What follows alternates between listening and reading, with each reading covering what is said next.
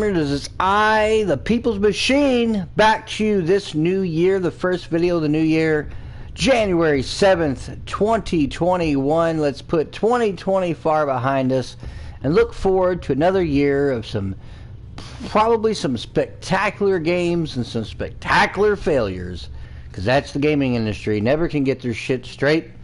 And I have some announcements before I begin, though. I want to Gamers on YouTube.com. Check us out on Twitch. You can see Post-Human Guy. He is the Post-Human Guy, and he is streaming and broadcasting and podcasting for you on all things gaming. And also check out the man, the myth, the Apex Legend Bandlaw, still wrapping things up in the season and kicking ass and taking names. So check that out. And further ado, let's get to some announcements. Number one, me and Post-Human Guy, we are going to try to get together here before it gets too far in the new year to discuss the year in review. Not this year in review, but last year, 2020, just a week shy past that, and we are going to try to get together. We may be able to get it on tonight and talk about the year, because what a hell of a year it had been in 2020 for the gaming industry. And I'm just talking about the pandemic that affected gaming. There's a lot to discuss, and hopefully we don't run too long, but don't bet your money on that one, because if you are a betting man, you might want to bet that we go long on that. Maybe check it, and that's exactly how I feel about that. And since Evolve is on and I'm not playing a game and showing the backdrop, I have to do these announcements. So this coming up week, I think starting either Sunday or Monday, I haven't decided. I got a couple things I have to download. We're going to do another week-long look at a game or gaming type genre. I'd already had done Open World Week, finishing up with, and then Warhammer Week. I still have a long-awaited video on the state of play on Warhammer Inquisitor, and show you all the changes, and which all have been fantastic for that game. And kind of a throwback to Warhammer Week, because that was a crazy week and not a lot got done. Of course, we haven't actually been doing a whole lot. We finally got over the Christmas hump and the New Year's hump, and now we can take a chill, because it's 5 weeks out from Valentine's, which is the next big holiday. But I want to talk about this announcement, and this coming up week is going to be Monster Hunter Week. And I'm not saying I'm going to play a whole week's worth of Monster Hunter World for you all, but what got me in the mood for that is my beautiful, beautiful bride-to-be had got me a Wii U for Christmas, and I had gotten some of my favorite games she went out and got for me, and I always loved the Wii U. I still think to this day it's one of the better systems that came out, and I love it. And I was able to get Monster Hunter 3 Ultimate, which is what kind of started me on the series, and it just got me in the mood. And then playing Monster Hunter World with a good friend of mine, Stormer Moses, and great guy, and we play Monster Hunter World a lot. And I stopped for a while, and then he got back into it. Now I'm kind of like into it again, and I'm enjoying it, and for the most part. And Monster Hunter World Week, though, will not just encapsulate Monster Hunter World. We also have the God Eater series to look at. God Eater Resurrection, God Eater 2, and God Eater 3. The best of probably of the three is the last one released. And we also have Tokiden Kiwami and Tokiden 2. The free-to-play Dauntless, which has had many, many, many updates. And it's basically it's the Monster Hunter-like kind of thing. And a 2.5D game called Earthdawn. And what would constitute a Monster Hunter game on this announcement is any game that allows you, when you take or kill a said large creature or small, and you gather materials from said creature, and you build your arsenal out of said creature's parts. And that's how that works. Even Earthdawn does this, as a matter of fact. And it's interesting how that kind of comes about, and that's a little known game there that a lot of people probably have never played, and it's pretty fun if you like, and I'll show you that, and it'll remind you a little bit of some other type of games like Dragon's Crown Pro and others, and maybe not as much polish, but it's still a really fun game. I think Rising Star made that one, and it's been one of those games I've always really liked. And of course, I even classify, even though in my folder, which I put all my games, Evolve is in my Monster Hunt folder, it's not strictly a Monster Hunter game because you're not gathering parts, you're just leveling up and you are fighting large creatures. You are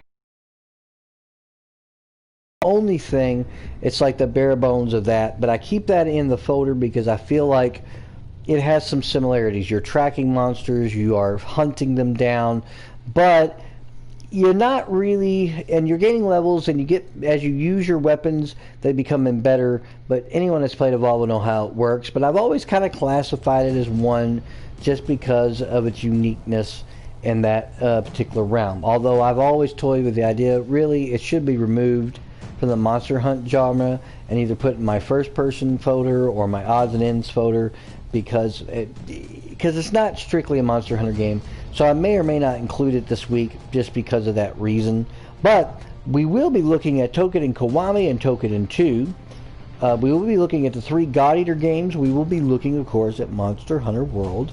Most people know already about that one, but I got to showcase it because there has been changes and different things to the game and improvements. But I also want to talk a little bit about this coming up week about the differences between, because there's this big debate amongst the fans of the genre, or the fans of Monster Hunter or God Eater or Toukiden, which one is really the best of the 3.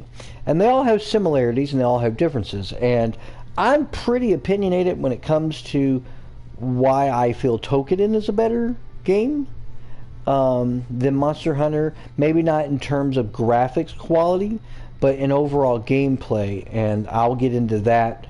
It doesn't take away from Monster Hunter World. I love the game. It's still a great game.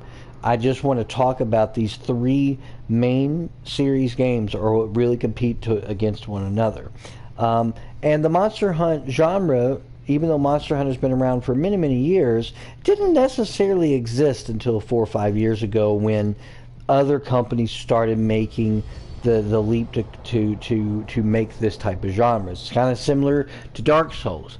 And I would love to actually do a Dark Souls genre week. I may do that because there's plenty of games in those series that are the similarities. But I haven't decided on that. But this coming up week, folks, here on the show, here on the Gaming Roundtable, brought to you by Unpaid Gamers, is going to be Monster Hunter World or Monster Hunt Genre Week coming up, and we will begin that either Sunday or Monday. It just depends on what is going on with that. I still have to re-download Dauntless. I played it for some time and then kind of made room for some other stuff, and now I've heard there's been a lot of improvements, so I want to re-download it and kind of get into that and share my thoughts on that game. And that is a free-to-play game. It costs nothing to play. It is a little grindy because it is free to play, but it is well done.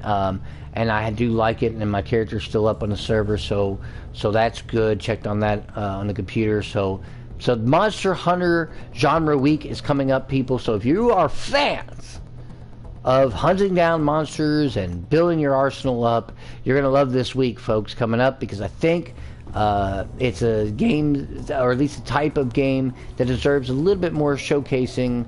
And sadly, Monster Hunter World takes most of the press, and most people, that's the premier game. That's what people are used to playing. That is the game. But doesn't mean the game's perfect by any stretch, and there are some detractors. And like I said, I've always said, I feel Toukiden 2 is a better game, but I'll tell you why this week on where my thoughts come in on that. And hopefully I'm not trying to dissuade you from playing any of the games, because really I love the God Eater series. I have all 3, and I have Monster Hunter World, of course, and I have a Toukiden Kiwami and Toukiden 2, and I have Earth's Dawn, and I have those games, so we'll be showcasing. There's just enough there to cover for the week. and we will be doing that real soon on Unpaid Gamers. Hopefully Posthuman Guy and me will be able to get together on this year in review.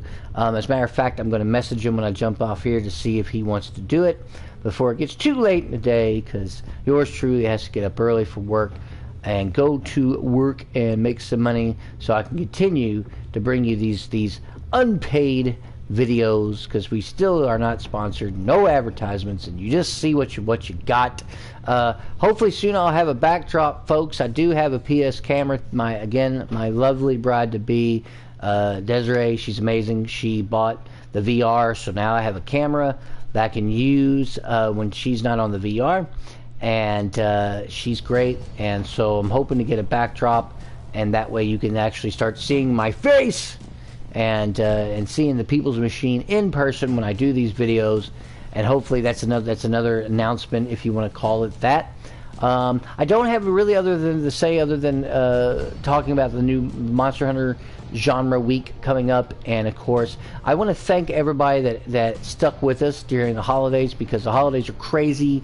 People are traveling, people are gone, people are here and fro, and the families are in. So that is way more important than any of this gaming stuff that I do, or anybody really should be doing. And we want to spend time with our family and friends and our loved ones. And I hope everyone has stayed safe and was able to avoid the virus of the corona that's out there. And I just want to say thank you for subscribing to the Unpaid Gamers. Unpaid Gamers, not the Unpaid, but Unpaid Gamers. Thank you for subscribing to Ban Loss's channel. Thank you for subscribing to Gaming Roundtable on YouTube. Without you, it wouldn't be possible. And I want to thank my followers. I have a lot of followers on the PlayStation who have watched my video and started following me. Sorry about these sporadic videos. I know we're like a week into the new year, but you know what? It's been one of those things where, again, there's still some family in town. More important to see them and visit them than doing this gaming stuff that even though I love my bride-to-be and my fiance and her family and my family more than this right here. So, but thank you all. I love you guys too, guys and girls, or whoever you are, or whatever you identify with. Thank you for tuning in to Gaming Roundtable, the People's Machine, and